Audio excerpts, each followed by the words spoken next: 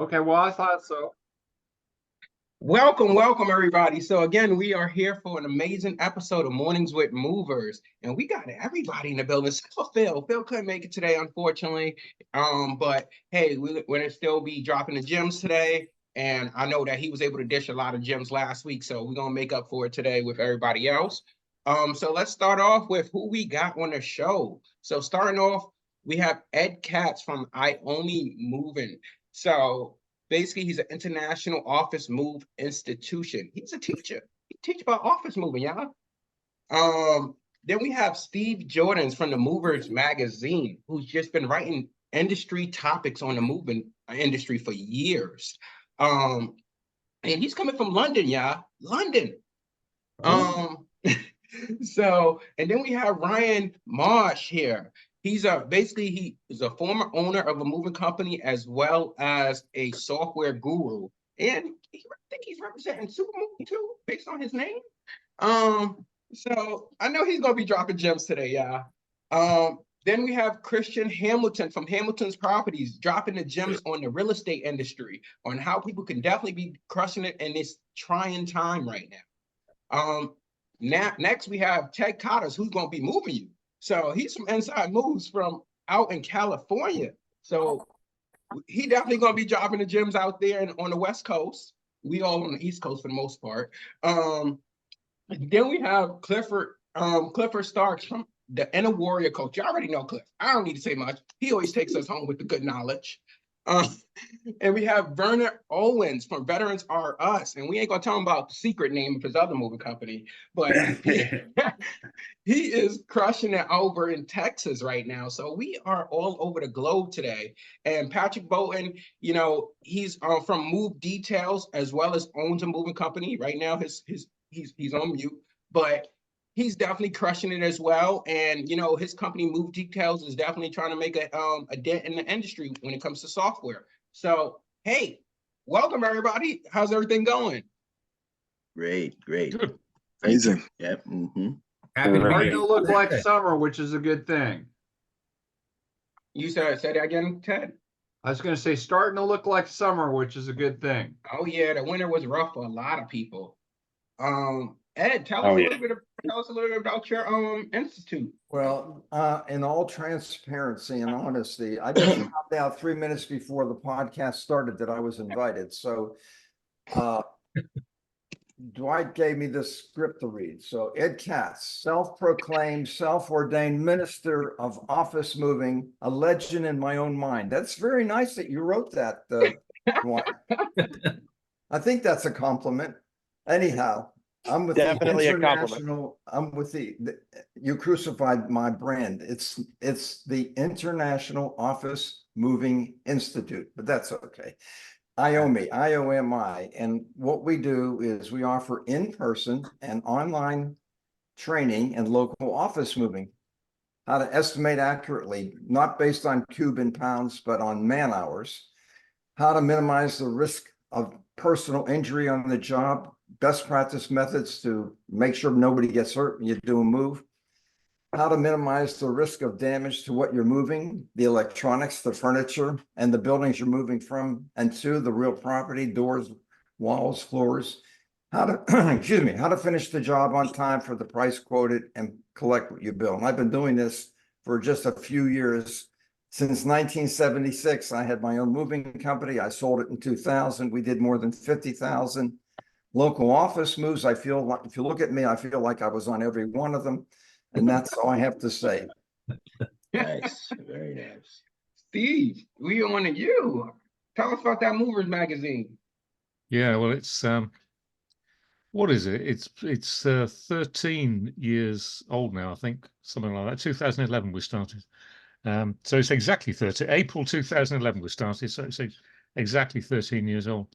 I started working in this industry even before Ed. 1974, I first started in this business, and I spent 20 odd years working in the industry, and then decided I'd had enough of packing china barrels and carrying pianos upstairs and driving 70,000 miles a year doing surveys.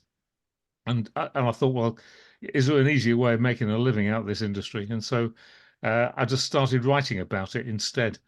And I used to write a magazine for the IOMI organization that some of you may have heard of. And I then wrote the magazine for the BAR in the UK, the trade association. And then 2011, I started my own, which was called The Mover magazine. And it's the only independent magazine in the world for the moving industry. Every other magazine is linked in some way to a trade association or an organization of some kind. But the Mover isn't, and so it's independent. So I can write anything that I like. Anybody can contribute to it, even Ed Katz on occasions, and anybody can advertise it if they want to, and they can use it to get their opinions across if they wish. And I can say no to anybody that I like as well. So if I don't like you, then you don't get in. It's as simple as that, really. It's and it's been going for, say, 13 years. So what's the craziest thing you've written? The craziest thing. Oh, look. I write about all kinds of weird stuff. I mean, I tell you what, I always think that people say, how do you, this is a monthly magazine. It's 52 pages every month. So it's a lot of stuff, a lot of stuff to write about. And people often say, how do you manage to find stuff to write about the industry? And I look at it slightly differently because, I think that everybody that reads my magazine, and we've got something like 40,000 people read it every month around the world, and everybody that reads it, first of all, is a person. And so they're interested in anything that people are interested in. And then they're in business. And so they're interested in anything that business people are interested in. And thirdly, they're in the moving business, or relocation business. So they're interested in anything that's relevant to that. And so I write about anything that fundamentally that I think anybody would be interested in. And sometimes, I'll write about. I could write about history. I could write about archaeology. Anything really. I'll tell you a really interesting story that I wrote a little while back. Was an organization in South America that is building container ships, but the sailing boats, and that's the square rig sailing boats, just like the old-fashioned square rig ships, and they carry containers. And they reckon that there's a market for this now because of all this increased interest in sustainability. That they can sail these containers around the world just using wind power, and they're doing it. They've got one ship already afloat, and they've got another one that they're building, and a couple more that are planning. Which isn't maybe a crazy story, but I think it's a really interesting one. And there's lots of things like that, So Okay, yeah, I remember you talking about something like how like events where I guess some ladies in the industry at times were getting exploited based on events when they go to events at certain times, like networking events. Yes, that's right. I wrote that recently because that was last year sometime. I forget exactly when. But what had happened was it had been drawn to my attention that people were going to conferences, and they were being bullied or they were being sexually intimidated, and just being made to feel uncomfortable. And it was and so I wrote about it and exposed it, if you like, because nobody else had really addressed the problem. And it's picked up a lot of traction now in the industry, and you now notice that a lot of the conferences now have codes of conduct that you need to abide by, and that sort of thing. And it was and some of it was really quite nasty. I mean, some of it was just boys and girls playing. Some of it was just boys getting a bit frisky in the bar after they'd had a couple of beers too many. Which is not on, but that's the kind of thing that happens, when boys and girls mix together. But a lot of it was a lot more insidious than that. Some of it, for example, was people. The worst element of it, I think, is that there were people of my kind of age group, people who were running their own businesses, who perceived themselves to have power because they had a lot of business to give away, and they would then, and the girls would be sent along by their companies to get the business. And so some of these guys would think, well, okay, yes, you can have my business, but you're going to work for it. Well, that's not acceptable. That's not the way the world works, or at least it isn't the way that the world that I want to live in should work. Mm. And so I exposed it all, and there's quite a lot of talk about it still. And, Definitely. and thanks for asking, because this is a good way of perpetuating the message. And it wasn't just that either, Dwyght. It was companies bullying other companies for to make them do things that they wouldn't expect to do themselves. For example, they would because they had lots of tonnage, they would put them on 180 days payment or something like that. And then when the 180 days payment period came up, they still wouldn't pay them. And they'd say, no, instead of paying you, why don't you send us some traffic and we'll deliver it for nothing? Well, that's not the way you run a business. That's just bullying. That's just it's just wrong. Definitely. All right. So Ryan, on to you real quick. So I know that, like I said, you've been dominating it right now. You got the what is that name? Let me be more specific. Human of Movement podcast. So, what's been going on? Tell us about, I guess, the topics that you've been going over. Well, first of all, man, I appreciate you having me on, and I got to correct your intro just a little bit. I did not own a moving company. However, I worked for a executive team of a very high-powered unigroup agent out of upstate New York. Although I did, I don't rent anything. Everything I do, I own. So, of course, I felt like an owner within that organization. But after 13 years, quite frankly, I just got burnt out, right? I mean, we were a good-sized organization, but everybody wore many hats. Everybody had multiple jobs to do, and I didn't want to leave the industry because I love the people first and foremost. So I decided to take some time off and figure out what I want to be when I grew up, but kind of inside the moving world. And we were a Supermove customer. So insert Supermove. And I still feel like today, I still have that ultimate impact on the customer moving, right? Even though I have a different customer now, but for the experience that we provide for our movers to provide to their customer. But podcast wise, it's something, I wanted to start a while back just to kind of have a raw, just kind of, two guys or a guy and a girl having coffee, having a beer, whatever it may be, and just really kind of talking about the raw aspects of the industry, kind of a no holds bar piece. And it's been a lot of fun. I've had a lot of amazing guests on it, including Ed Katz, which will be coming out here real soon. I had to pay him to get him on there though. So oh man. Yeah, just but other than that, no, it's been a blast. I feel like I finally found, my true calling, right? I mean, I'm still knee deep in the industry, still dealing with moving company owners, which is, one of my favorite things to do. But ultimately, I feel like I'm having that, amazing impact on the customer experiences. I was a big customer experience guy. So I'm loving where I'm at right now. And I'm truly having a blast with everything that's kind of being thrown in front of me right now. Okay, nice. Chris, so tell us what's been going on in the real estate industry. Well, it's slow, as you can imagine. Interest rates are high, and people are trying to wait to a better opportunity, a time with a better opportunity. I'll make a little correction too. It's CHamilton Properties is the name of my company. I've been doing real estate for as long as I remember. I can't even remember how long it's been. I know back when I was working on an undergraduate degree, I got my first license, and I've been dabbling around here and there for that long. So, it's an interesting time. People are sitting on top of their money. I have a guy right now that's taking advantage. He's a contractor of mine, and he's done some major renovations. And we had this property that, needs a lot of work.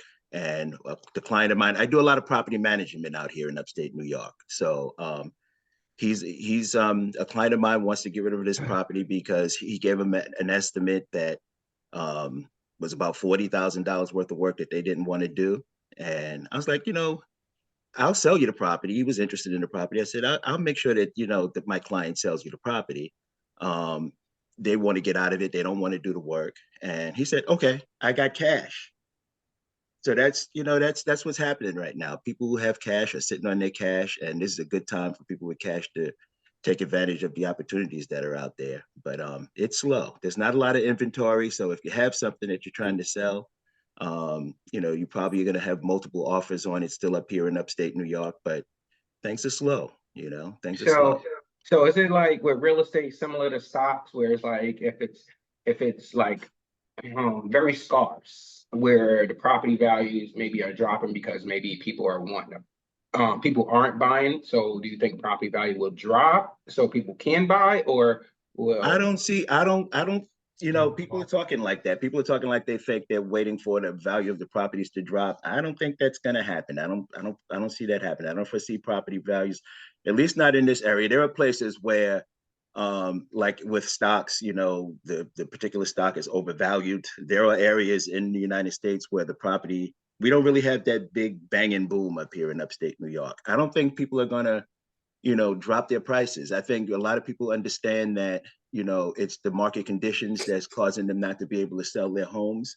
And they're going to hold out, until market conditions change if they can. And then it's going to go back to being bidding wars. I had a property, last year, the year before, last year actually, that went for, that people put in offers with escalation clauses willing to spend, $20,000-$30,000 above the highest offer, and willing to pay. If the property didn't come back from the bank with the estimate that they needed, they were willing to pay cash to make up the difference, So there's still a lot of interest out there. People are still waiting to buy the property that they want. So, if interest rates decline, they promised to do it this year, but now they're backing out of it. But if interest rates start to decline, people are going to get right back in the market, and the inventory hasn't really increased in most areas. So there's going to be wars over those same properties that people are holding on to. So I don't foresee there being a major decline in the value of property. I think anybody that's waiting for that is, they're going to be disappointed. Except, it's location, like it's always been in real estate. So it depends on what part of the country you're in. I know that there's parts of the countries where there's already been some decline, but I think overall it's going to be a heavy market once the market gets a little bit more conducive to people getting back in. It's gonna, you're gonna still have to pay for that property. Chris, can I ask Chris a question? When I bought my first house in Atlanta in 1981, my mortgage interest rate for a 30-year fixed loan was 7.5%. And then we got a second mortgage on top of the first mortgage because we had no money because I was a owner of a moving company. Oh boy. I paid I think 8.5% for the second mortgage. And why is everybody so upset, Chris, about? Because they're not our age. They don't remember. I paid those kind of rates when I first got in the market. I paid $139,000 for my home in Long Island. And I think my interest rate around that time was probably 6-7%. Mm-hmm. And it didn't really mean anything to me because the cost of housing, $139,000 for a house in a nice neighborhood in Long Island, these young people are not going to be able to find that. And even though what you were making back in those times, was a little less too, but a lot less, a lot less. These are inflated dollars now. So it's not more expensive now. It's just psychologically, it's more expensive. I agree. I'm listening to you guys saying 6 and 7%. Okay. I think we were up around 17 when I bought this. Mm-hmm. Okay. Yeah. And it was a situation where that was the opportunity I had to buy. The house was only $100,000. I had lived in it's kind of funny. My wife and I had lived in 6 houses, and every year they would sell them out from underneath us. I finally went, how much is it going to cost to buy this thing? Mm-hmm. But when you look at it too, you just change with what's going on. So if they go up, you got a deal. They go down, you refinance. I think people are finally starting to look at that.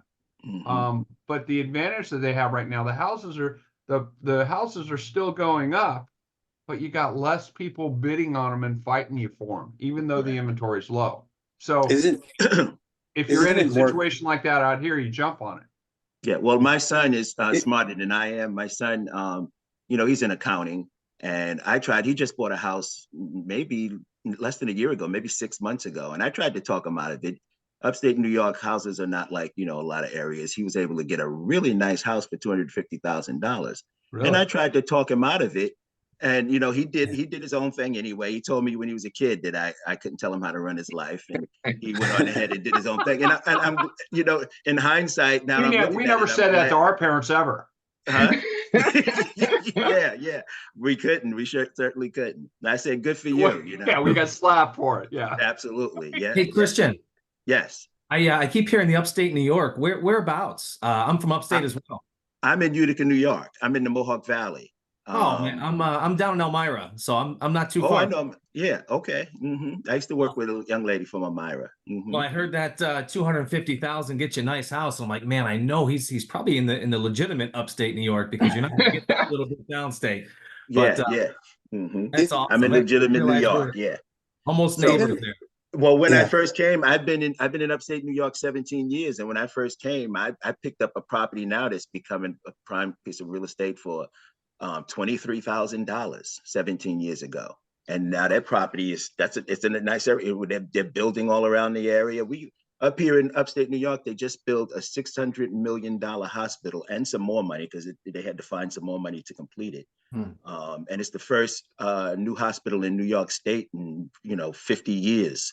So that's the kind of activity that we're having around where I am now. So we're not going to have any real serious decline in property values anytime soon, because people are coming up. I manage property and help people buy and sell, and I have people that are buying properties from California, sight unseen on my advice. I go look at the property and let them know what I think about it, and they'll buy. They think it's amazing what's happening here right now. But anything you buy, anybody from California buys anything from outside, it looks like a frickin' deal. That's right. Yeah. That's what I was going to say. I'm sitting here in a house that I paid 800 grand, or excuse me, 100 grand for, and it's worth like 850. I've got in my immediate neighborhood, we've got a ADU thing going on, and probably in the last 4 months, there's been 30 ADUs built in our little say 10 square block area. So everybody's like doubling and tripling, and the illusion is, and I don't know how it's going to work out, is everybody thinks, okay, I got 2 houses on the property, I'm going to double what I had in the property. When it comes to zoning and everything, I don't, they release the zoning, and then it's going to get real interesting. Yeah, that's what I was. You took the words right out of my mouth. Yeah, that's going to get really interesting. There's going to be some changes, I'm sure. I mean, almost that's unsustainable. Almost all these people ran the plumbing straight through the existing house, which is just in itself. Yeah, Ted, I was going to say, on the moving side of things, I know we got you and Verner in the building. What's been going on with the market? Like, is apartment move still running scarce? Well, we're I gotta be really honest with you. I've been in this. I'm going into my 49th summer in the business. Congrats. I've had my company for 22 years. The last 2 years have definitely been the hardest years I've ever had, as far as from my point, just with what's going on. I know that I used to have to, I used to say, yeah, it was a little tough January, February, March, but never really had to plan for it, just because I learned after my first summer in the business, you save your money. 48 years ago. I still have people that I know in the business now that come January, February, and March, they're having to borrow to pay their bills and run it on their credit cards, but that's just because they haven't learned from the lifestyle. What I see out here, because I'm in a crazy saturated market. I mean, it's crazy. We've got companies out here that are charging as low as $50 a man an hour. Okay. And even if you're paying cash and everything, to the guys, you're still not making a profit at the end of that. So these are obviously people that have big bankrolls that are hoping that everybody folds up so they can scoop up on the business in the end.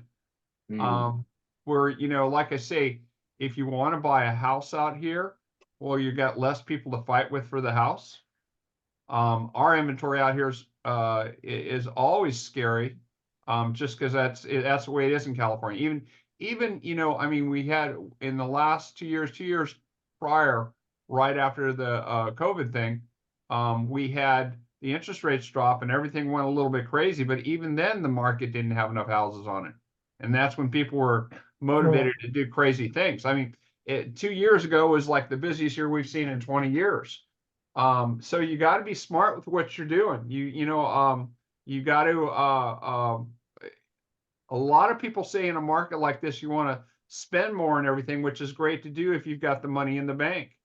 But you also got to cut your expenses and look at what you're gonna look at what you're gonna do. I mean, I'm in a situation right now where I'm planning to retire anyway.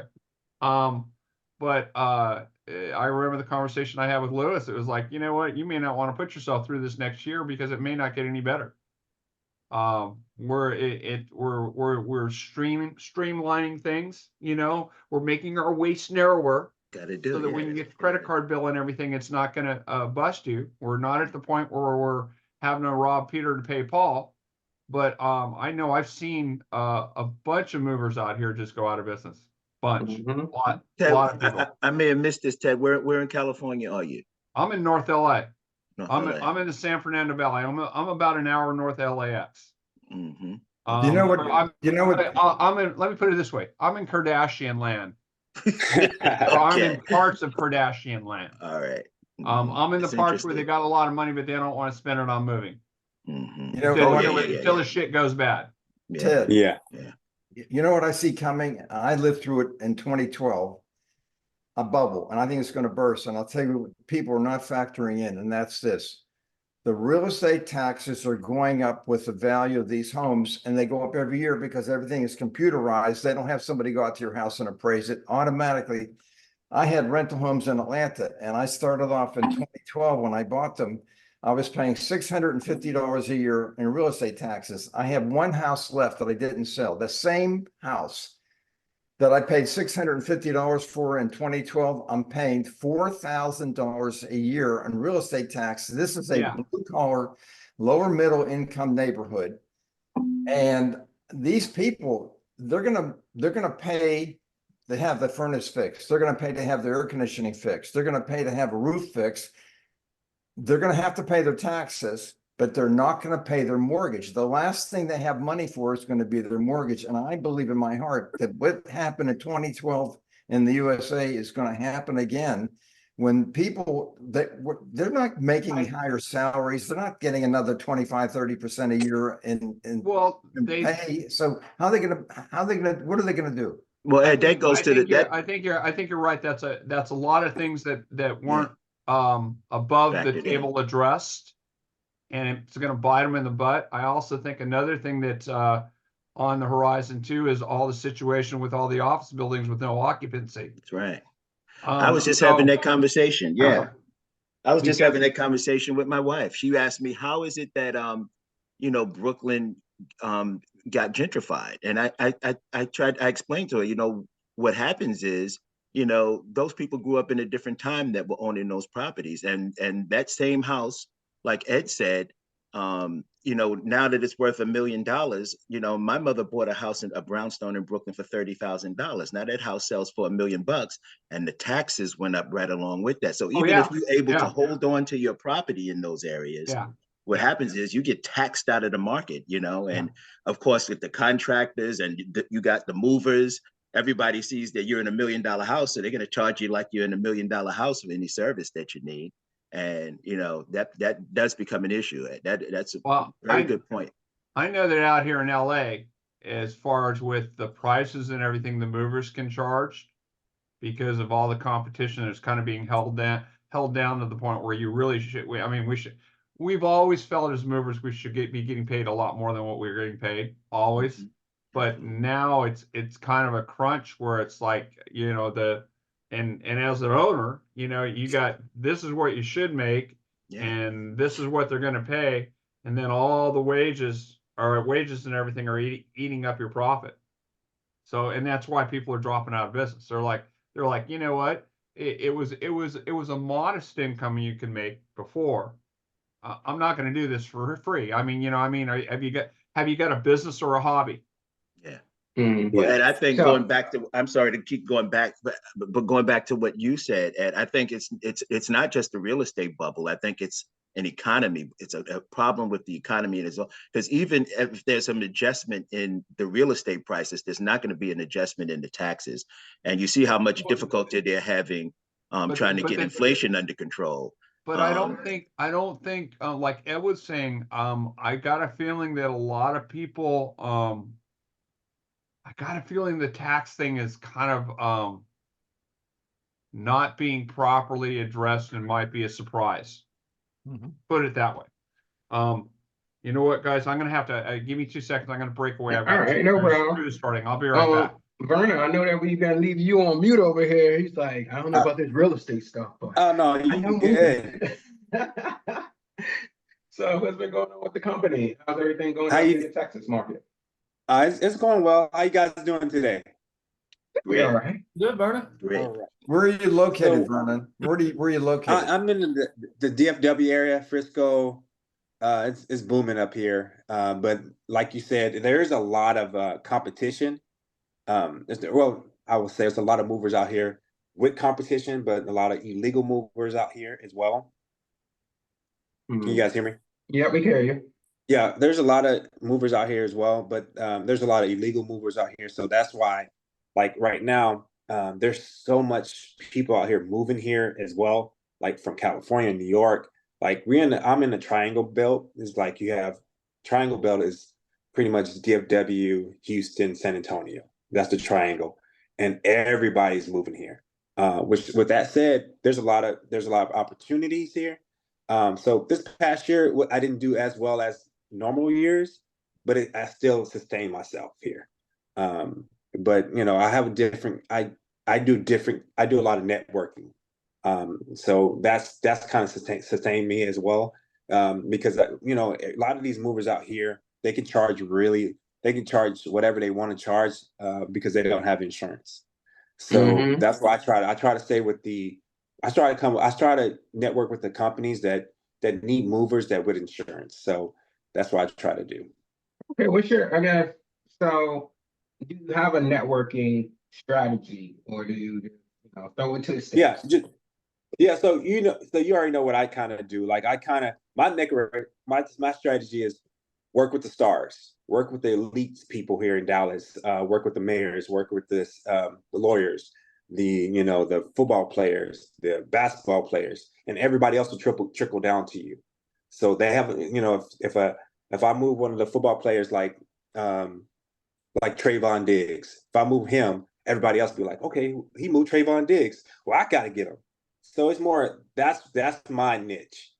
And then, plus I move a lot of stars that I can't say anything about because we sign NDAs, but that's what I do out here. Okay, so what does that process look like with your guys? Because we can't do in every job. So like when you move with someone of that high magnitude, is it like additional pressure of like, guys, don't fuck up, don't fuck up? Oh yeah, well, because I try to tell my guys, act like you've been there before.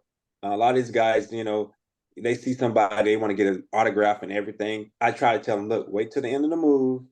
If they want to grace you with an autograph, you have something, do that. But most of the time, we move some good people that, they already know, they already want to take care of the movers at the end of the day anyway. So they give them autographs, shirts, and stuff like that as well. Nice. Okay. So Mr. Patrick, I know you've been, traveling from the gym and everything. So what's going on with you? How's the moving business, the CRM? Like, let us know. Man, amazing team. Software is going really well. If you guys don't know, I'm with Bolt Movers, and my brother and I, we founded Move Details. And so seeing the landscape and managing both of those again with a 2 tough years of moving. We bootstrapped the whole way through, and now we're on our wave back up. So things are looking great. And just, you know, similar to what you were saying, Mr. Verna, it's like Yeah. you work with the stars and you have good clients, you get good paydays, your movers get great tips. And then, you know, to what you're saying, it's like, hey, put good people on the jobs and just more people will call you because you have a good moving company. And just Correct. like don't sacrifice on letting, you know, the wrong people on your team, and like just everything's about the team at the end of the day. If you have a good team, you can get anything done. And you Correct. like what you do. If you have the wrong people on your team, you literally hate what you do, and you're like, why am I doing this? I'm working to make, you know, what money, to your point, like, hey, we got a lot of expenses. You turn the corner of the winter, you're like, man, let's stack the money back up. Let's get everything going in the right direction. We were also building software along that same route over the last, you know, 5 years. And so it's been fun to see, you know, us go through these like different modes of life and then still on the other end come out on top. And it's like, it makes it so much sweeter in the end when you can work through the battles and actually conquer the things that kind of are in your way I and think, stepping into the next stages of life. yeah, I think Lewis said it pretty good, to quote him, and when I was working with him, where he said that pretty much the moving journey is a pathway to other fields. You know, we all started a moving company, and some of us, you know, branched out from the company. Like it was like the foundation that opened the doors Yeah. to so many different opportunities. For Hey, sure. so you said you use the software, right? Yes, sir. Correct. Patrick? I think Now, you. Yes, sir. compare it with, because I use OnCube. So can you compare it to OnCube, or how is it different than OnCube? Yeah, so I mean, Do you have a call center we or do not have a call all center. that? We're not looking to serve customers in that regard. We want, you know, company owners that are running their own operation. If you guys are using them as a call center, that's not really our cup of tea. Okay. And so Okay. we have a very simple and easy to use CRM that will help you communicate with your customers all along the way and also communicate with your team. You got a mobile app that you can, you know, go and staff all your team, create estimates, get those Okay. bookings online from your customers. And it, you know, ultimately it's just, hey, you've got one centralized place for keeping track of everything, whether it be getting reviews for your team members, keeping track of their worker time records, collecting money on the invoice, sending refunds to your customers, you know, essentially the Okay. whole gamut. I mean,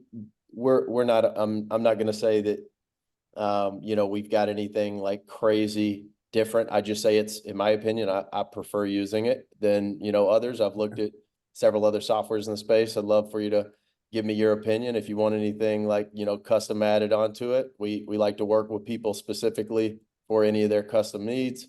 And, you know, similar to, I can't remember his name earlier, Mr. Steve with the magazine. He's like, hey, we are not, you know, owned or operated by, you know, any one group. It's me and my brother. So we can Okay. do whatever we want to do.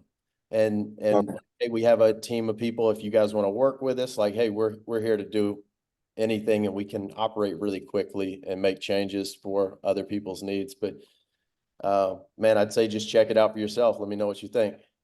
All right. So Okay. I guess from the CRM bunch that's here, I guess what is it that I feel like, what is it that you feel like the moving industry is really missing right now? Because I'm talking to a lot of owners who use various different amounts of CRMs, and you know, I feel like some CRMs are hitting on it where they got great reporting and people can really grow their business, and then some CRMs are not great reporting systems.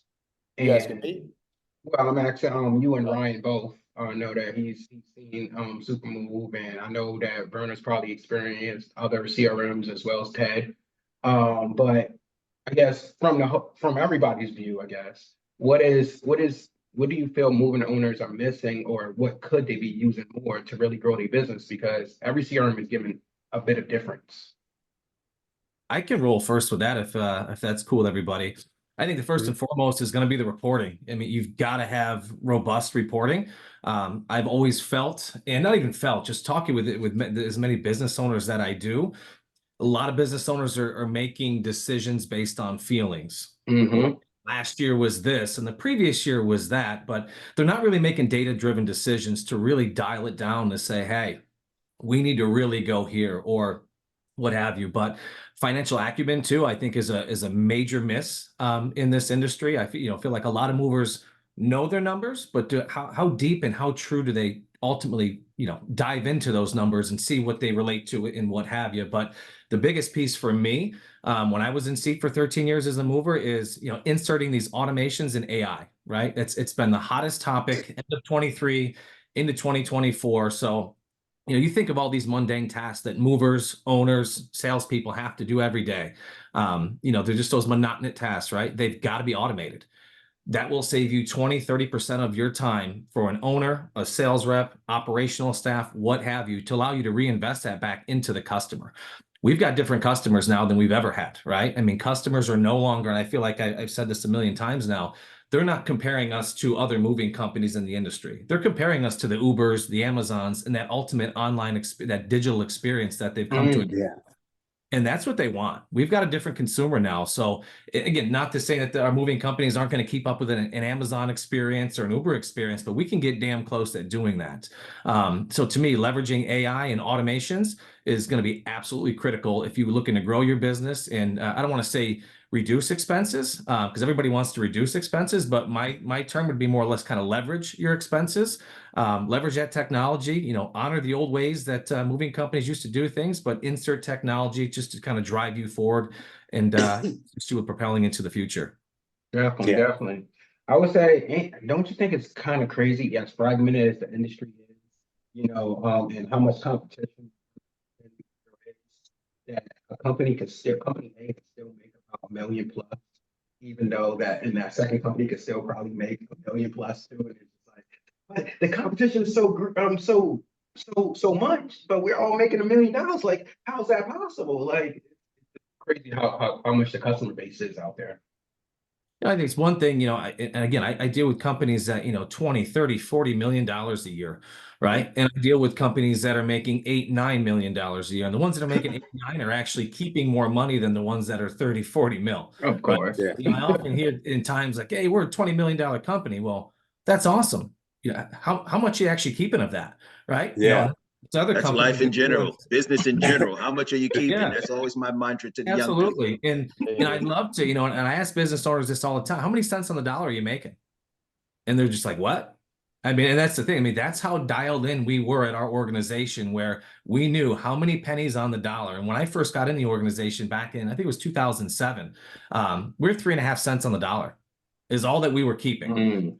I think industry standard, and guys, definitely correct me if I'm wrong, 8 to 10 cents. We ended up being about 18 cents on the dollar is what we actually ended up keeping. Yeah, that's a deep number. I don't know that answer. I think Ed might know more about that answer. Yeah, I hate to keep jumping in on you guys. I just find you young guys amazing. When I went to Wall Street, I had an older guy. He was about 83. Everybody kept asking him, why won't you retire? Why won't you retire? He just loved his job. But he would tell us stories about how they used to keep track of the stocks and all the different instruments, the investment instruments on index cards, like literally on index cards on yellow paper pads. And I'm listening to you guys talk about the CMRs and all the different technologies and the different ways that you have of, running your business and understanding what your business is doing. And, I'm an older guy. I use Excel and QuickBooks, and people say, oh, you should get Appfolio and you should get Simplify and you should do all these different types of, and I'm like, listen, I do a better job. I do a better job doing it the way I understand doing it. And I'm really not interested at this point in my life in investing in all this stuff, but I really find it amazing. I find it exciting, where you young guys are taking this and how you're using these instruments to be able to figure out what's going on with your business.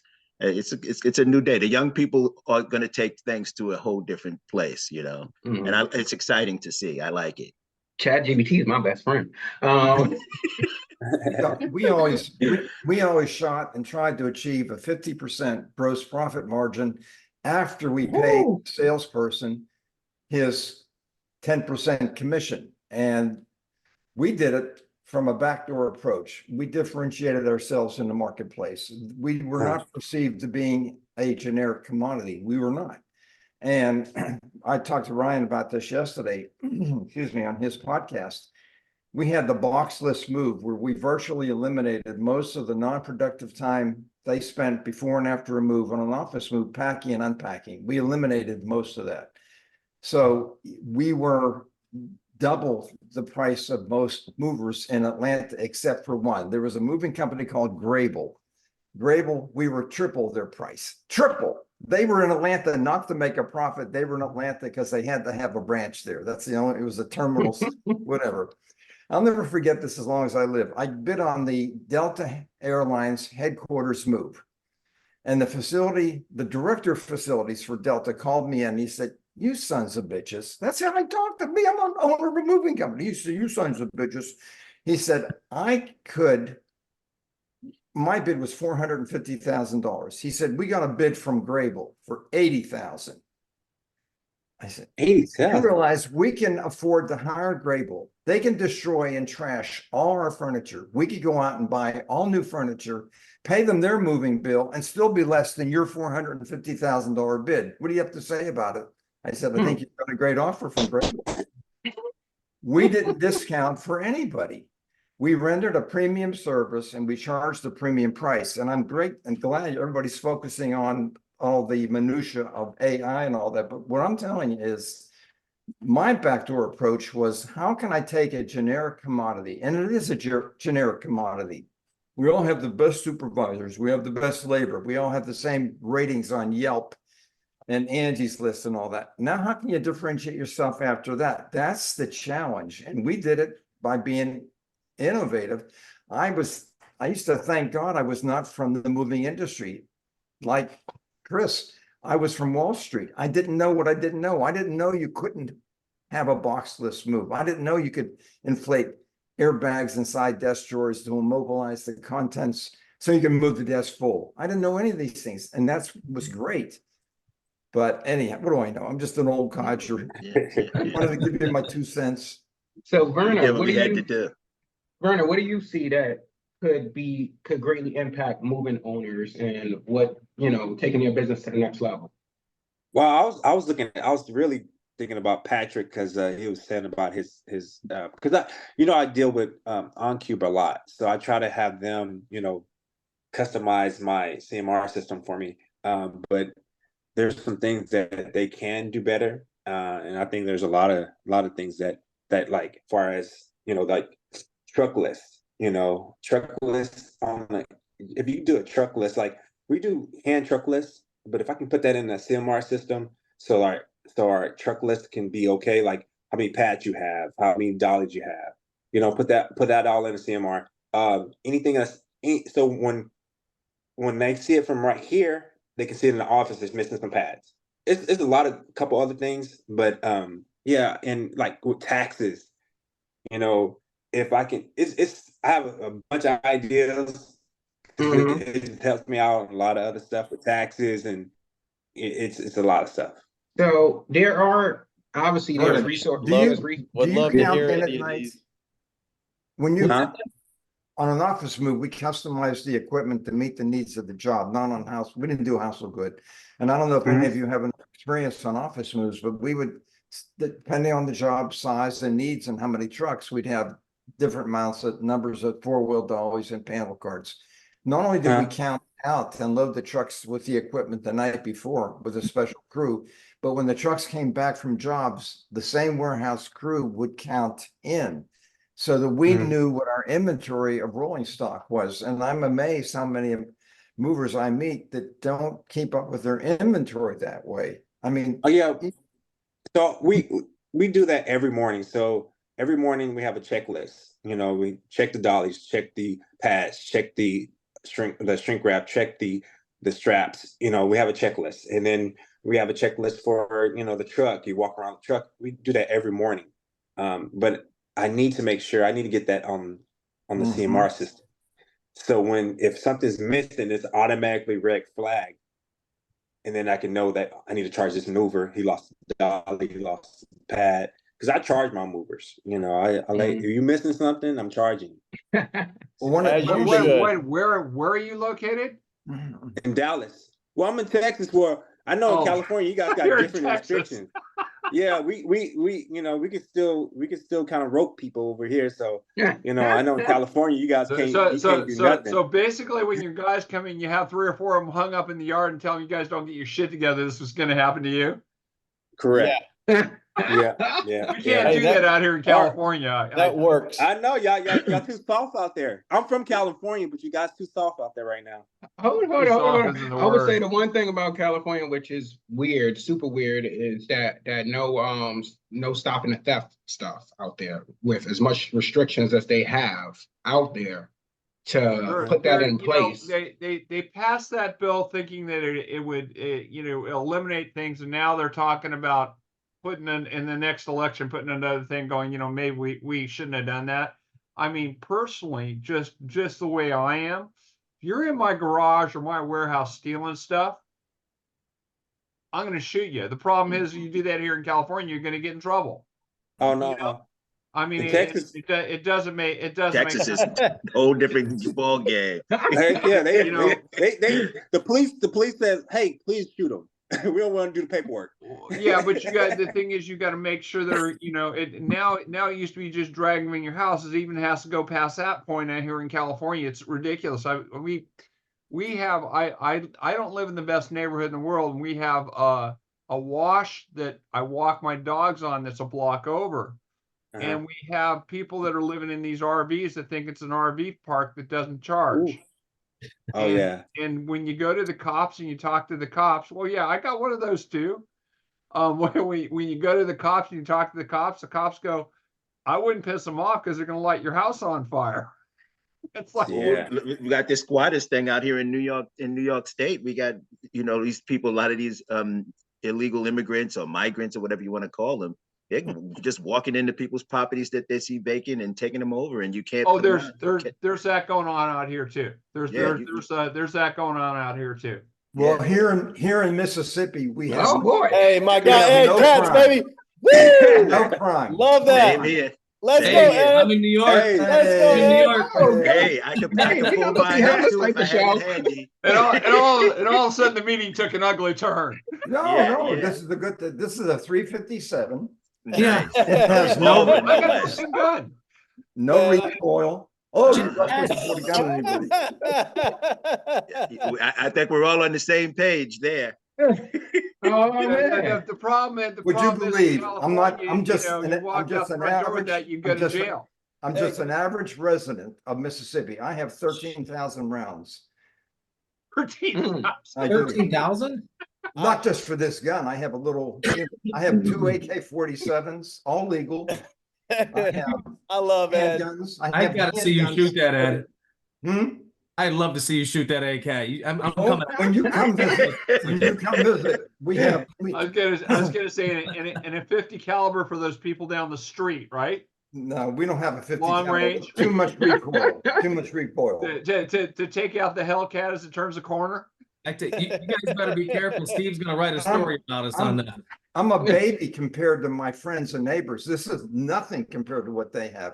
Well, I live in upstate New York. The difference here in California is we're like that, but we all hide it. Oh, okay. You buy the guns that you put together yourself, so the government doesn't know you have them. That's a whole nother thing going on out here. And we got a big ghost gun thing going on. Ghost guns. That's right. Good for you. You can print one. You can print one in about 9 hours. 3D printer. Yeah. Absolutely. 3D printers. And I'm not making this up. My wife carries a 386 Sawyer. She carries it with her. I can't afford a 6 Sawyer. I have a Ruger 380. Sorry about that, you guys. Got a 9mm Glock with a motion activated scope.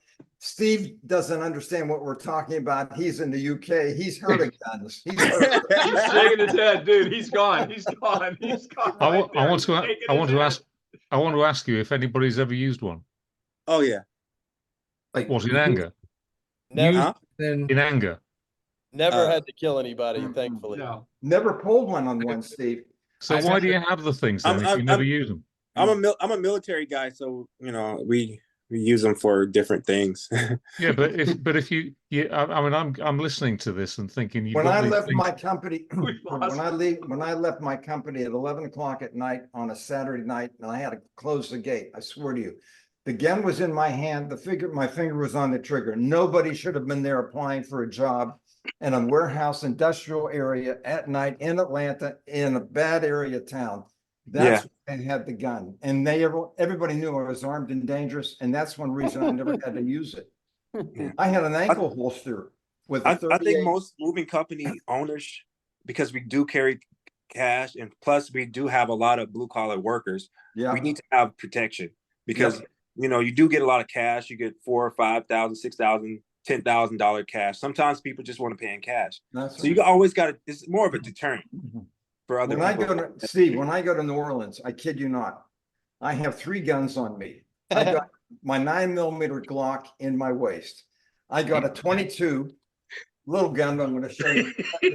Hey, I got Steve, a 38. Steve is like these crazy Americans. And the podcast completely turned.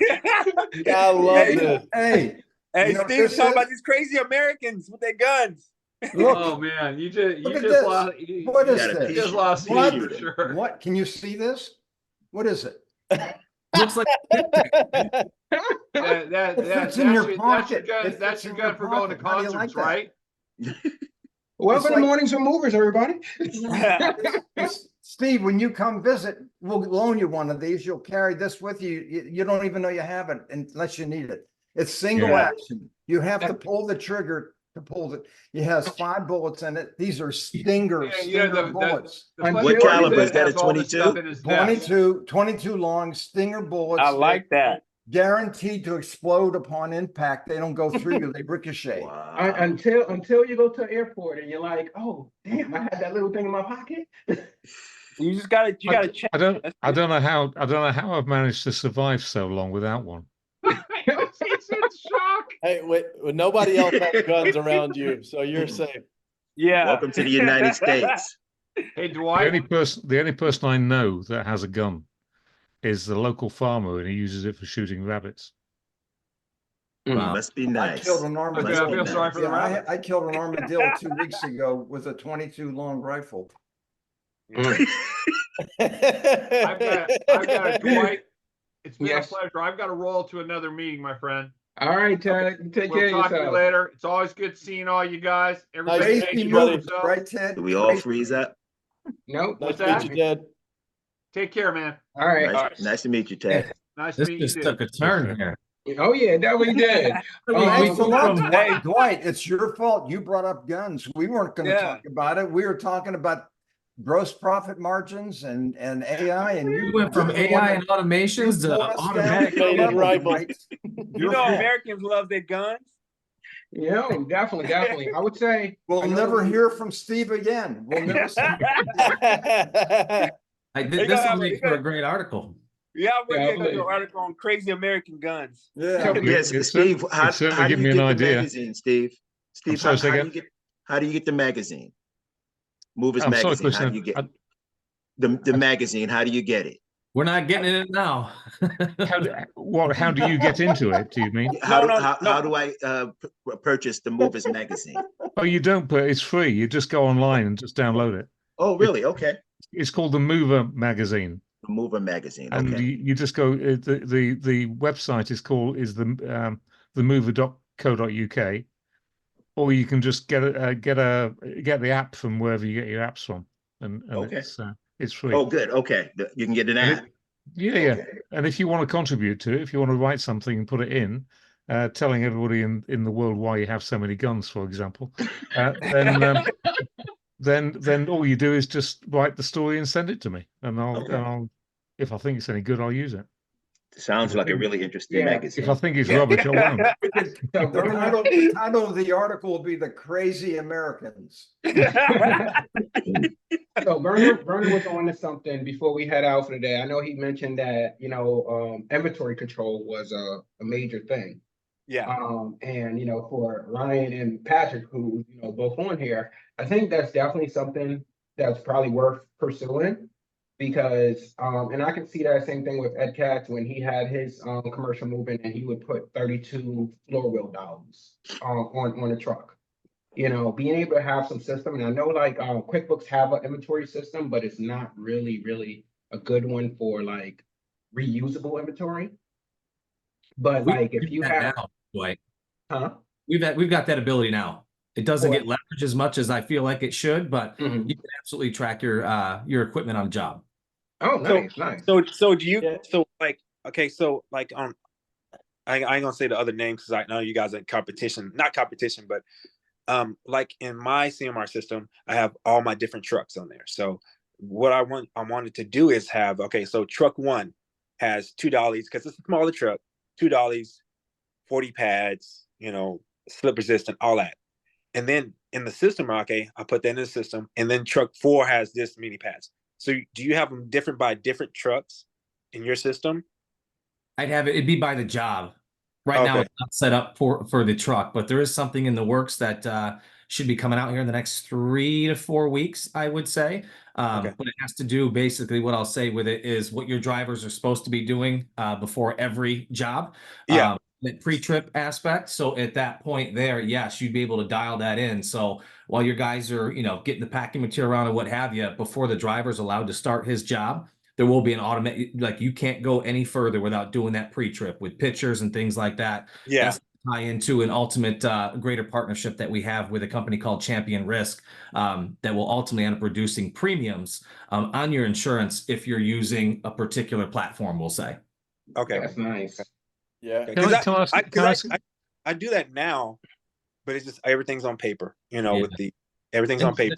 I think the really cool thing about that will be is that's where you can kind of dial in your automations. So if there is a difference between, you know, what went out versus what came back, that would basically send a trigger or an automation over to you or anybody in the organization that's responsible. So dispatch, ops, or what have you, just kind of make you aware of what's going on. And then stay tuned for part 2. I hate doing the super move plug thing here because I don't normally come on these shows and talk super.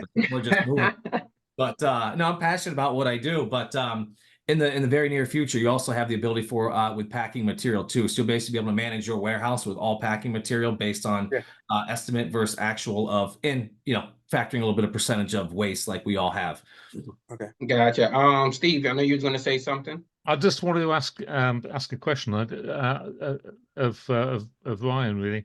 I just wonder how long you think it will be before we have systems that integrate directly with the customers. What do you mean? You mean We like have a that customer? already. Well, Well, there's do you? customer portals already. Do you? So if somebody wants to move, they can just go on to, they pick up their phone and just dial up something and put all the information in, and then somebody turns up at the house and moves them. Yeah. Yeah. That's already Yeah, happening. that's out there. I mean, I'm not a big fan of that personally. I just feel like there's a lack of personal touch. Plus, I feel like you leave yourself a lot of room on the table for error, right? Anytime you allow the customer to basically drive the process, is what I found historically over my time is, you know, kind of doing, whether it just be a phone estimate or a customer doing an automatic booking, you tend to show up on that job site, instead of 3,000 pounds, there's 8,000 pounds, or instead of that one small efficiency apartment, it's a 5,400 square foot home, but only moving one room, right? So, I'm personally not the biggest fan. I know a lot of companies out there do have the, you know, they do that self-booking aspect, but to me, it just, you almost lose that human touch, and you just open yourself up for a lot of errors. And how does that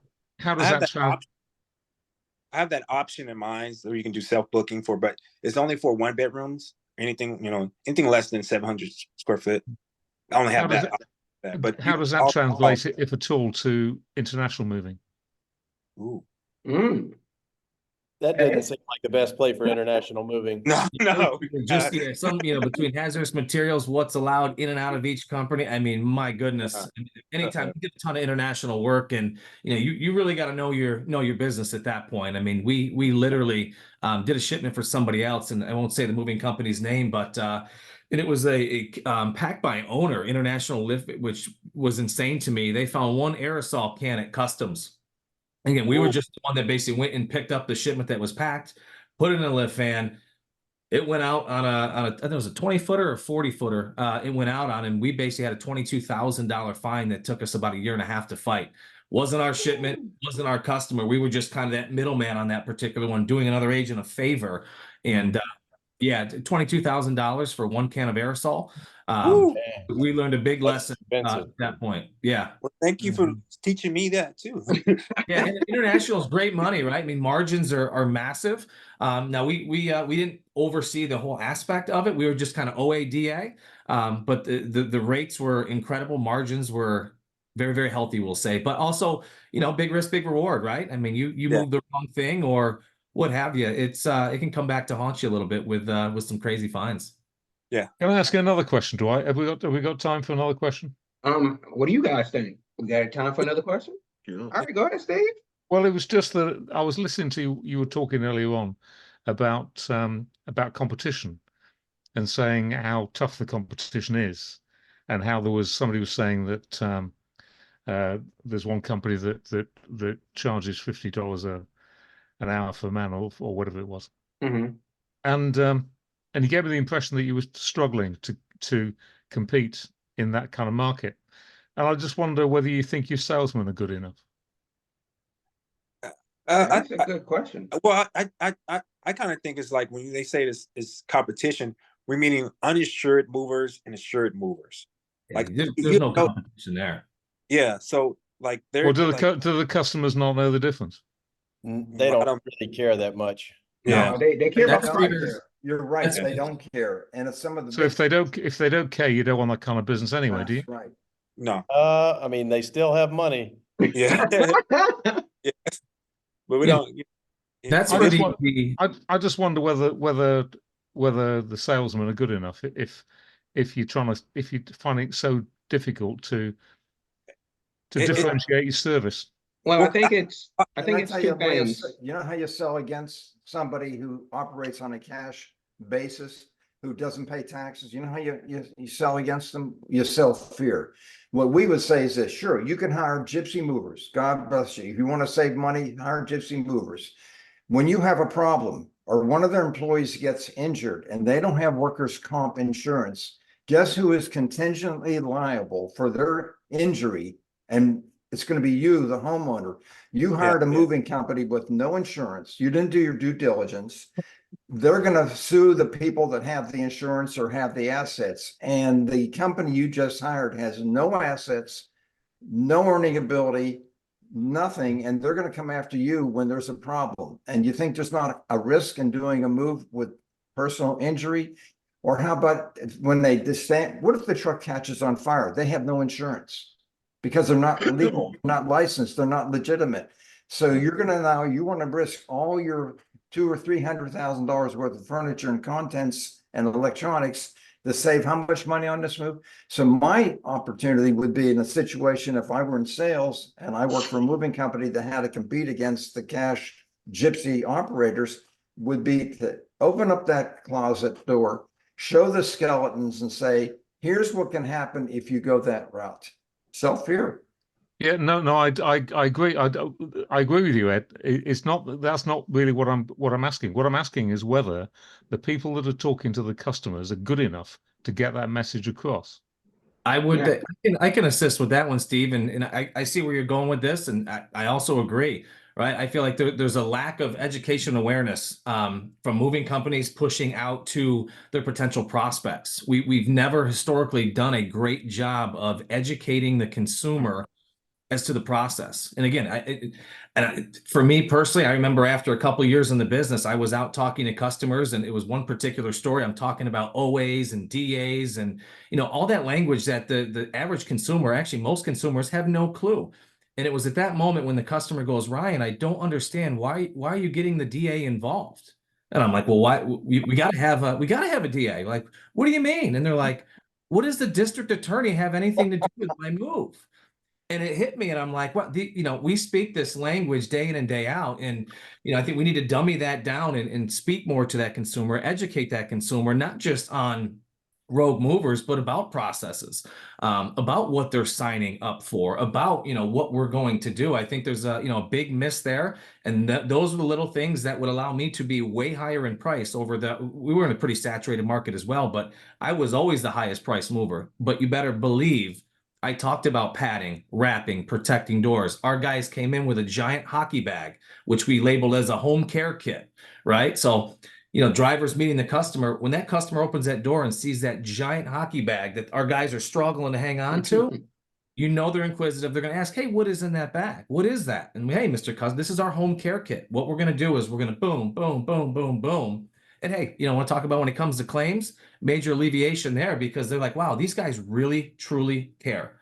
So they did dent the wall a little bit. They did do a small scratch on the floor, but they tried their asses off to not have any damage. I'm not even going to make a claim, right? So again, to tie it back, Steve, I think education awareness is something that everybody, every moving company owner, marketing team, what have you, needs to push out to these consumers and start with the base, right? We don't have to go into crazy detail, just moving 101.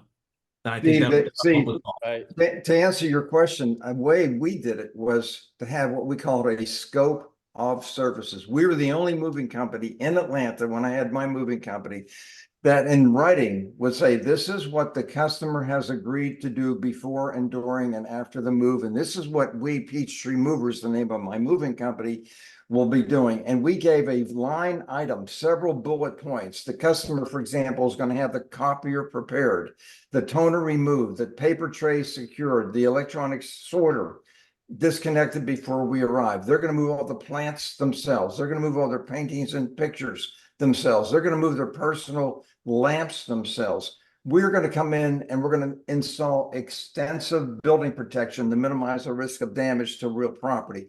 We're going to wrap their computers with 2 layers of anti-static bubble wrap. We're going to move the large trees in the reception room, but we have no insurance in case they die or get destroyed or whatever.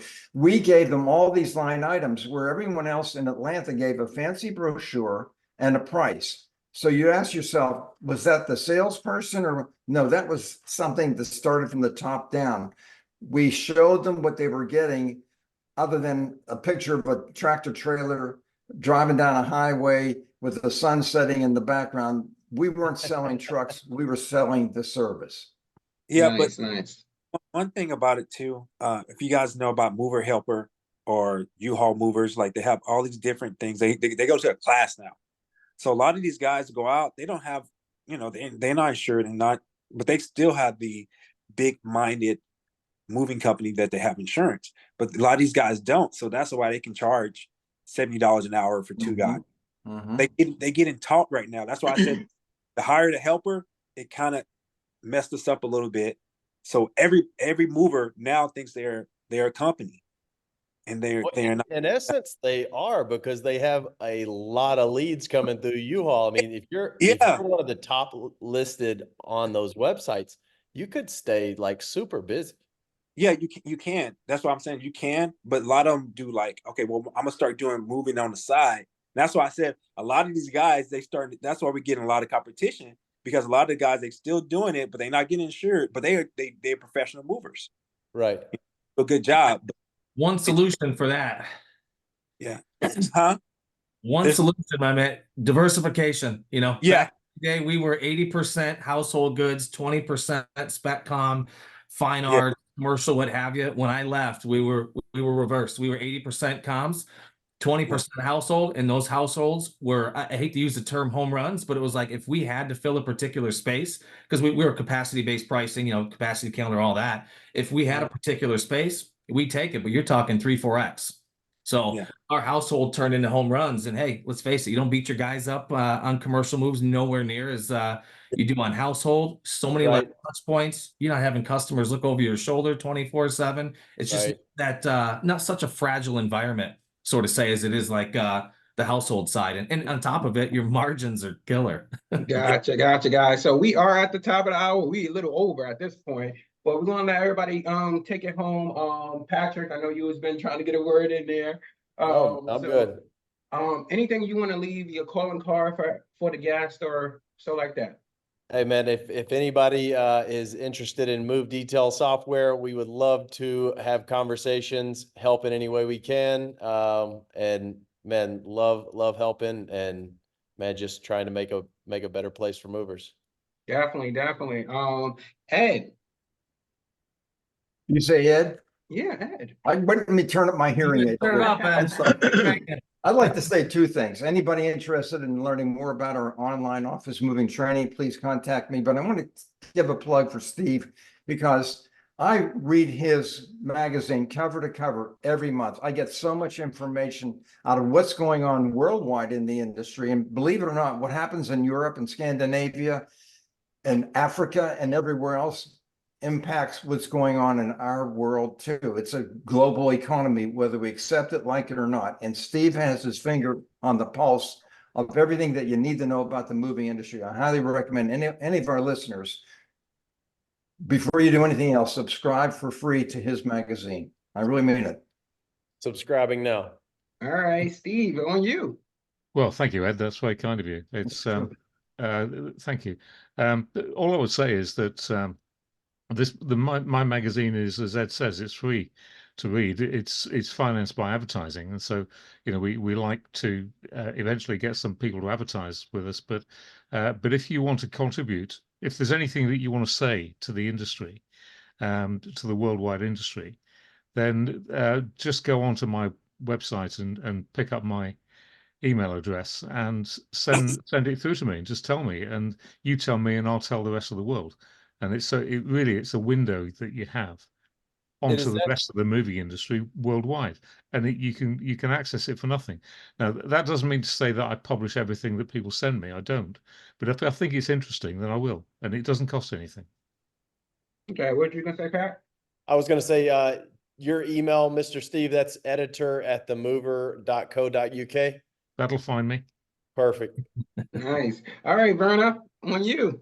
I just say thank you guys. Every time I come on your show, I thank you for having the show. I thank everybody for their wisdom and everything they have been doing. I will be reaching out to Ryan and Patrick. You guys are really good people. I would love to network with you guys and just pick your guys' brain as well. Oh yeah, Thank and you. Look forward to I'll it, Vernon. definitely send you. I'll hop on a call with you. I got an actual inventory sheet that I've been that I have for my clients that's in the training program right now. Yeah, I think will probably be beneficial for you as well. Okay. Chris. Hey, this has been really interesting. I don't know a lot about the moving world. I'm in, of course, real estate. I lift you guys up. I appreciate what you're doing. You sound really good, like you are on the cutting edge of what you do. And it's been exciting listening to you. Very exciting. And we're gonna get you on that ChatGPT. All right. Ryan, take us home. Oh man, I get the honors of that. But no, just appreciate you, Dwyght, for bringing us all together here. And Steve, Patrick, Chris, Vernon, even you, Ed. It's been fun bouncing a lot of ideas off each other. And this is what it's all about, right? I mean, I wish there was more of this in the industry where more minds can get together and bounce off some really cool and wild and wacky ideas. But I'll leave it, become a financial guru, right? I mean, monitor those KPIs, find a new way to work, right? We've got new consumers that are out there, so we're going to have to adapt to that, and we're going to have to do it quickly if we want to win. Everybody is online at this point. Everybody's company from an online perspective looks amazing. Find a way to differentiate yourself, because at this point, anybody can look good online, right? And other than that, I appreciate you guys. I actually got to get back to work here. I'm actually going to pull a Saturday shift. So I appreciate you allowing me on here, and look forward to seeing you guys at conferences and conventions and other shows. Yeah. All right. Cheers, everybody. Y'all have a good one. All right, y'all. Yeah, take care. Bye. Take care, guys. Cheers. Bye-bye.